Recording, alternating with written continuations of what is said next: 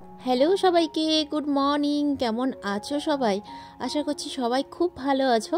আমি তো ভীষণ ভালো আছি।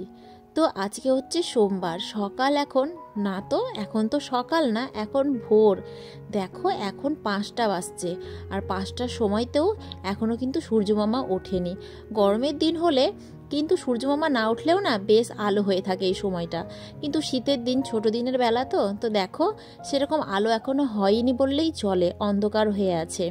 তো যাই হোক, এত সকালে ঘুম থেকে ওঠার কারণ হচ্ছে ওই যে আমার বরবাবু এখন যাবে অফিসে, তো সেই কারণে আমার ঘুমটা ভেঙে গেল। তো ভাবলাম উঠেই পড়ি।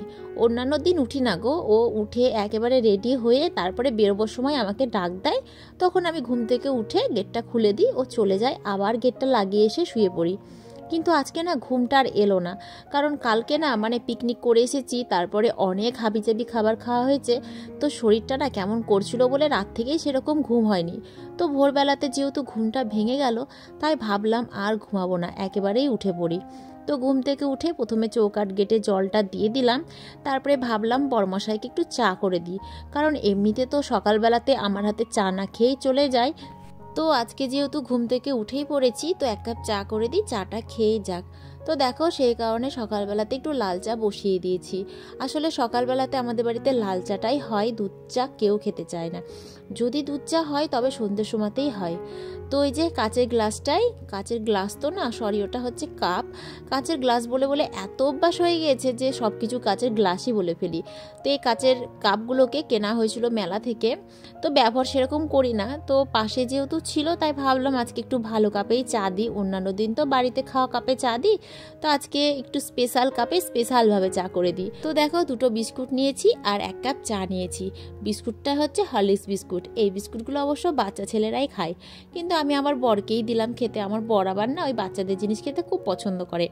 আমার আবার হরলিক্স বিস্কুট খেতে একদম ভালো লাগে না, আমার না ওই তোমার ভাটির বিস্কুট খেতে খুবই ভালো লাগে। তো ওকে চা করে দিলাম, বসে বসে চাটা খেলো। তো এদিকে দেখো 5টা থেকে এখন মোটামুটি 6টা বেজে গেছে। তো 6টার সময় বেশ আলো হয়ে গেছে। তো ওর গাড়িতে না তেল ছিল না, কালকে যখন আমরা পিকনিক করে আসছিলাম তখন আস্তে আস্তেই রাস্তাতে না তেল শেষ হয়ে গিয়েছিল। ভাগ্যিস বাড়ির কাছে এসেই গাড়িটা থেমেছিল, যদি অনেক দূরে থামতো তাহলে আমাদেরকে অনেক দূর থেকে হেঁটে হেঁটে আসতে হতো। তারপরে রাতের বেলাতে বেরিয়েছিলাম একটু ঘুরতে, দিয়ে আসার সময়তে ওই যে গাড়ির জন্য একটু তেল কিনে নিয়ে এসেছিলাম, আমার স্কুটিতে করে বেরিয়েছিলাম। তো দেখো বরমশাই চলে গেল অফিসে। এইদিকে দেখো হুনুর কাণ্ড, লবণের প্যাকেটটাকে নিয়ে গিয়েছিল ছাদে, ভেবেছিল কি না কি আছে খাবো, তারপরে যেই প্যাকেটটাকে খুলে দেখে লবণ, তো ছাদ থেকে লবণটাকে এখানে ফেলেছে। প্যাকেটটা ফেটে গিয়ে পুরো লবণ দেখো ছড়িয়ে ছিটিয়ে নষ্ট হয়ে গেছে। এই লবণ কি আর খাওয়া যায় বলো তো? খাওয়া যায় না। তো লবণটা ওখানে পড়ে আছে, পড়ে থাক, তুলতে তো আর পারা যাবে না, আর তুললেও সেই লবণ আর কাজে লাগবে না। তো যাকগে, এ দেখো ওপরে এলাম, ওপরে এসে ওই তোমার দেখলাম কি কি নিয়ে গেছিলো, আর কারণ আমি তো কালকে সন্ধ্যের সময় এসে দেখেছিলাম, কি কি নিয়ে গেছে না নিয়ে গেছে সঠিক জানি না। তো উপর থেকে দেখলাম যে বিস্কুটের কৌটোটাকে নিয়ে গিয়ে ওপর থেকে নিচে ফেলেছে। বিস্কুটের কৌটোটা দেখলাম ওই জঙ্গলের মধ্যে পড়ে আছে, লবণের প্যাকেটটাকে তো ওই ছাদের উপরেই ফাটিয়ে রেখে দিয়েছে। যাকগে, হুনুর দোষ দিয়ে লাভ নেই, দোষটা তো আমারই, তাই না? কারণ আমি যেহেতু জানি হুনু আসে বাড়িতে বা ঘরে ঢুকে, তো আমাকে এগুলো ঠিকঠাকভাবে রেখে যেতে হতো। তো আমি যেহেতু ঠিকঠাকভাবে রেখে যাইনি, ওরা সুযোগ পেয়ে সেই সুযোগটা কাজে লাগিয়ে দিয়েছে। এখনকার দিনে মানুষও তাই, আর পশু পাখিরাও তাই হয়ে গিয়েছে, সুযোগ পেলে সুযোগ ছাড়তে কিন্তু কেউ নারাজ। হ্যাঁ, তো যাকে যা খেয়েছে খেয়েছে, যার ভাগ্যে যেটা ছিল সে সেটা খেয়ে নিয়েছে। আসলে খাবার দাবার সব কিছু তো ভাগ্যের ব্যাপার, তাই না? যার ভাগ্যে যতটুকু লেখা থাকে সে কিন্তু ততটুকুই পাবে। আমি এত যত্ন করে সব খাবার দাবার রেখেছিলাম, দেখো আমি পেলাম না খেতে, কিন্তু ওদের ভাগ্যে ছিল বলে ওরা দেখো ঠিক সময় মতো এসে খেয়ে দে চলে গেছে আর কি। হ্যাঁ, তো যাকে কি বলো তো, খাবার দাবার নষ্ট তো হয়নি, ওরা তো খেয়েছে, যাই হোক খেয়ে কেউ তো বেঁচেছে, তাই না? হ্যাঁ, এটাই আমার কাছে অনেক। আমার না কি বলবো, ওই হুনু ঢুকে যদি কিছু খেয়ে নেয় তাহলে না আমার কি মনে হয় বলো তো, মনে হয় যে ওর ভাগ্যে ছিল তাই ও খেয়েছে। তবে হ্যাঁ, এতটা কি বলো তো অসাবধানতা থাকাটাও ঠিক না, কারণ সব কিছু তো আমাদেরকে টাকা দিয়ে কিনে আনতে হয়, কেউ তো আমাদেরকে দেয় না, বা আমাদের তো জমি জায়গা নেই যে সেখান থেকে নিয়ে আসলাম, হ্যাঁ 10টার জায়গায় 5টা খেয়ে নিল তো কিছু মনে হলো না, এরকমটা তো না, কারণ আমাদেরকে সব কিছুই কিনে খেতে হয়। তো সেই কারণে মাঝে মাঝে একটু গায়েও লাগে যে এত টাকার জিনিস হুনু তো খেয়ে নিল। হ্যাঁ, তো যাই হোক, এক মুখে দু রকমের কথা বলছি, মানুষ আমাকে ধরে পিটাবে। হ্যাঁ, তো কি বলো তো, আমি তোমাদেরকে হয়তো বুঝাতে পারছি না। ব্যাপারটা হচ্ছে ওরা খেলে না আমার ভালো লাগে, কিছু মনে হয় না, কিন্তু প্রতিদিন এসে যখন এরকম লুস্কান করে তখন একটু গায়ে কেমন লাগে যে খেয়ে নিল যা, মানে এরকমটা মনে হয়। হ্যাঁ, তো অন্যান্য মানুষ যেমন একেবারেই পছন্দ করে না, হ্যাঁ, তো আমার সেটা মনে হয় না। তো হয়তো তোমাদেরকে বোঝাতে পারলাম কি না জানি না, তবে যারা বুঝবে তারা ঠিক বুঝে নেবে আমার কথাটা। আমি তো অত গুছিয়ে টুছিয়ে আর বলতে পারি না। যাকগে, এদিকে দেখো বাড়ির সমস্ত কাজকাম করা হয়ে গিয়েছে, ছাদে এসে ঠাকুরের বাসনগুলো মেজেও নিয়েছি। এখন এই যে জায়গাটাকে পরিষ্কার করব। ওই যে আমার পুষিটা আছে না, পুষিটা খালি এই জঙ্গলটার মধ্যে ঢুকবে, ঢুকে জায়গাটা হাঁচুর দিয়ে দিয়ে নোংরা করবে। আর এই খড়িগুলো এমন শুকিয়েছে যে খড়িগুলো নিজে থেকেই গুঁড়ো গুঁড়ো হয়ে যাচ্ছে। ভাবি যে খড়িগুলোকে দিয়ে তরকারিপাতি রান্না করে খেয়ে নিব, মানে আখাতে জাল দিয়ে আর কি। হ্যাঁ, তো আমার সময়ই হচ্ছে না, কারণ ছাদে থাকে খড়িগুলো, উনুন থাকে নিচে, আর ওই গ্যাস ছেড়ে দিয়ে তখন ওই খড়ি রাখায় রান্না করতে যেতে না খুব বিরক্ত লাগে। আবার হ্যাঁ, একটা ঘরের মধ্যেই যদি তোমার ওই খড়ি, তারপরে উনুন, তারপরে তোমার ওই সবজিপাতি সব কিছু যদি থাকে তাহলে ভালো লাগে যে না আঁকাটাকে ধরিয়ে দিলাম, তারপরে রান্নাবান্না করে নিলাম। কিন্তু যেহেতু আমার খড়ি একদিকে, উনুন একদিকে, আর রান্নাবান্নার জিনিসপত্র একদিকে, তো সেই কারণে না আর হয় না। তো এই দেখো বিস্কুটের কোটোটাকে নিয়ে গিয়ে বিস্কুটগুলোকে খেয়ে কোটোটাকে ফেলে রেখেছিল ওই যে মানে বাগানের ভেতরে। তো ওখান থেকে আবার তুলে নিয়ে আসলাম, তুলে নিয়ে এসে যাই হোক কোটোটাকে পরিষ্কার করে রাখলাম, যেহেতু আমাকে আবার ওই কোটোর মধ্যে বিস্কুট ঢেলে রাখতে হবে। তো সব কিছু পরিষ্কার করা হয়ে গিয়েছে, এখন মোটামুটি 8টা মতন বাজছে। তো আজকে জানো তো 8টার মধ্যে সব কাজ হয়ে গিয়েছিল, যেখানে আমি প্রতিদিন 8টার সময় ঘুম থেকে উঠি, আর আজকে আমার 8টার মধ্যে সব কাজ হয়ে গিয়েছিল। তারপরে এই দেখো কতগুলো জামা কাপড় ছিল, দেখেছো? কালকে তো পিকনিকে গিয়েছিলাম, কাচা হয়নি, তো সেই কারণেই আজকে সেই সকালবেলাতে গিয়ে দেখো এতগুলো জামা কাপড় কেচে ধুয়ে নিয়ে আসলাম।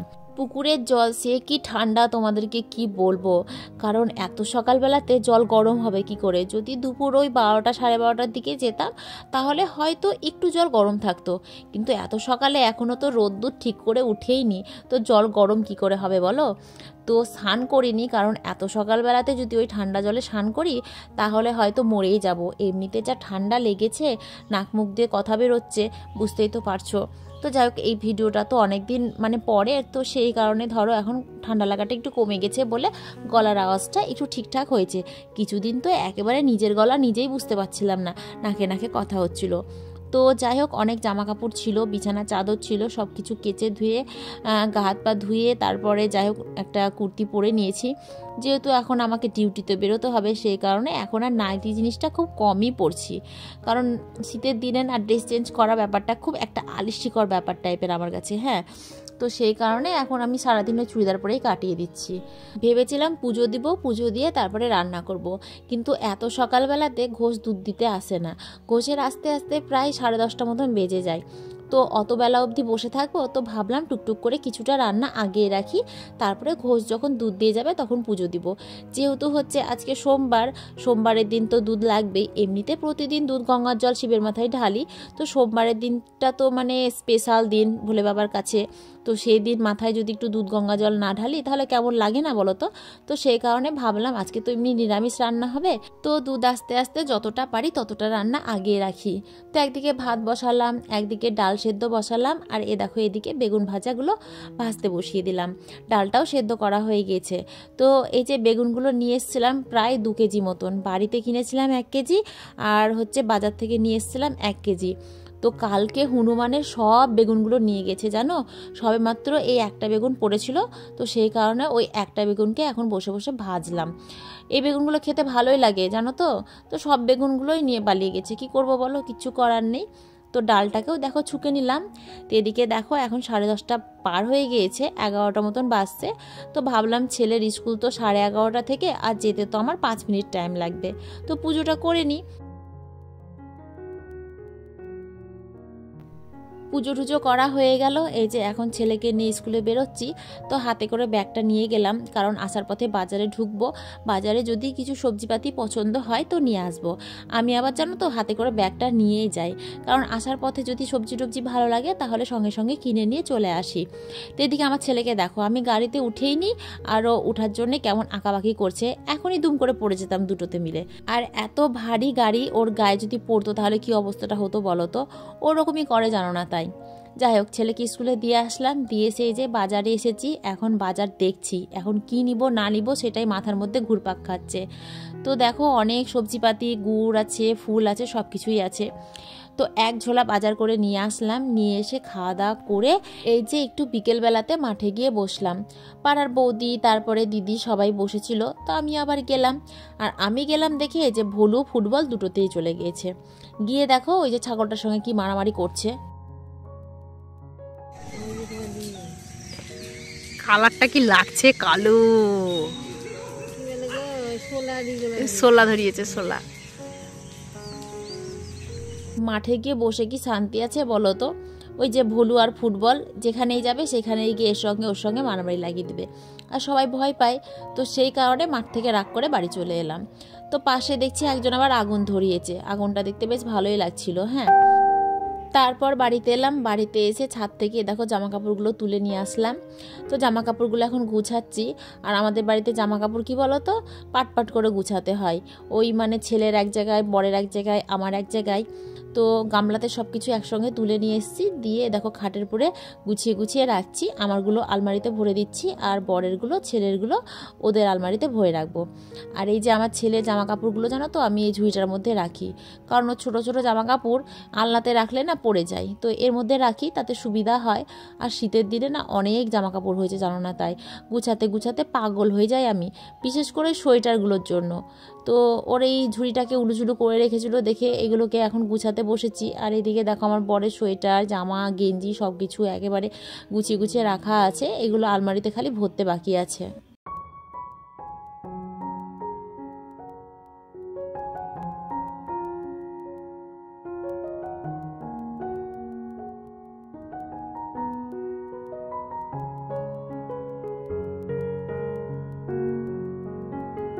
কাঁচা জামা কাপড়ের ভিতরে না কতগুলো আকাচা জামা কাপড় ছিল, তো সেগুলোকে আবার ফেলে ফেলে রেখেছিলাম মাটিতে, তো সেগুলো এখন গামলাতে ভরছি। এগুলো আবার কালকে কাচতে হবে। যাই হোক, সারাদিনের কাজ কাম কমপ্লিট হলো, এখন ছেলেকে একটু পড়াতে বসাবো, তারপরে তো আবার রাতেবেলাতে রান্না বান্না আছে। তো আজকের ভিডিও এখানেই শেষ করছি। সবাই খুব ভালো থেকো, কেমন?